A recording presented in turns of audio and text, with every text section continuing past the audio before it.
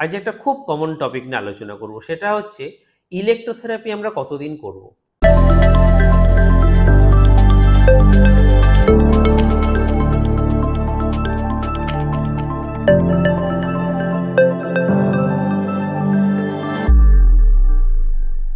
নমস্কার, আমি ফিজিওথেরাপিস্ট আদিত্য কুমার পাল।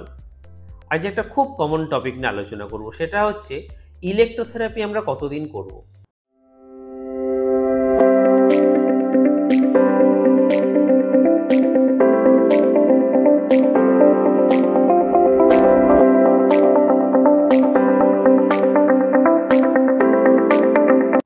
আমি আমার ক্লিনিক্যাল প্র্যাকটিসে মাঝে মাঝেই দেখতে পাই পেশেন্টরা প্রেসক্রিপশন নিয়ে আসেন এবং বলেন 10 দিন আল্ট্রাসাউন্ড আইএফটি বা 14 দিন আল্ট্রাসাউন্ড আইএফটি বা 21 দিন আল্ট্রাসাউন্ড আইএফটি।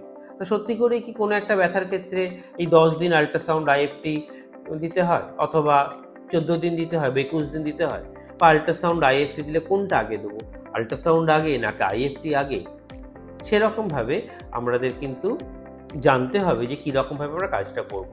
প্রসঙ্গত একটা জিনিস শুরুতে জেনে রাখা ভালো, সেটা হচ্ছে এই 10 দিন 14 দিন বা 21 দিন এরকম করে কিন্তু কোনো ক্লিনিক্যাল এভিডেন্স প্র্যাকটিসে নেই যে ধরুন কোনো একজন পেশেন্ট ফ্রোজেন শোল্ডার নিয়ে এসেছেন, তাকে 10 দিন আল্ট্রাসাউন্ড আইএফটি বা 14 দিন দিতে হবে, এরকম কিন্তু এভিডেন্স বেসড প্র্যাকটিসের মধ্যে কিন্তু নেই। এবং আইএফটি আমরা কোথায় ইউজ করব বা আল্ট্রাসাউন্ড কোথায় ইউজ করব, সেটা জানার থেকেও বড় কথা হচ্ছে তার ফ্রিকোয়েন্সি আমি কতটা ক্যারি করব, কি দেব। যে একটা পেশেন্ট আমি চোখে আমরা দেখেছি যে পেশেন্টের সায়াটিকা হয়েছে, তাকে আইএফটি দেওয়া হয়েছে, কিন্তু কোনো তিনি রেজাল্ট পেলেন না, বা আল্ট্রাসাউন্ড হয়েছে কিন্তু কোনো রেজাল্ট পেলেন না। সেখানে যতটা না মেশিন আইএফটি বা আল্ট্রাসাউন্ড পেশেন্টের ওপরে ডেলিভার করা দরকার, তার থেকেও বড় দরকার হচ্ছে আমি কোন ফ্রিকোয়েন্সিতে দিচ্ছি।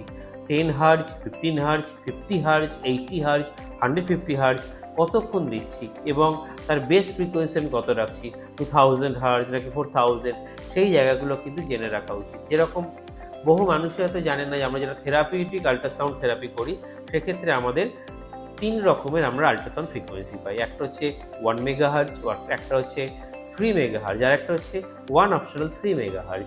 অর্থাৎ 1ও হবে কখনো কখনো 3 মেগাহার্জ হবে। 1 মেগাহার্জ অর্থাৎ ফ্রিকোয়েন্সি যত কম তার পেনিট্রেশন তত ডিপ। 3 মেগাহার্জ ফ্রিকোয়েন্সি যত বেশি তার পেনিট্রেশন ততটা কম। এবার ধরুন কোনো একজন পেশেন্ট এসেছেন যার সুপারফিশিয়াল এরিয়াতে পেন, ওপরের দিকে ব্যথা, তাকে আমরা হয়তো 1 মেগাহার্জ আল্ট্রাসাউন্ড দিচ্ছি।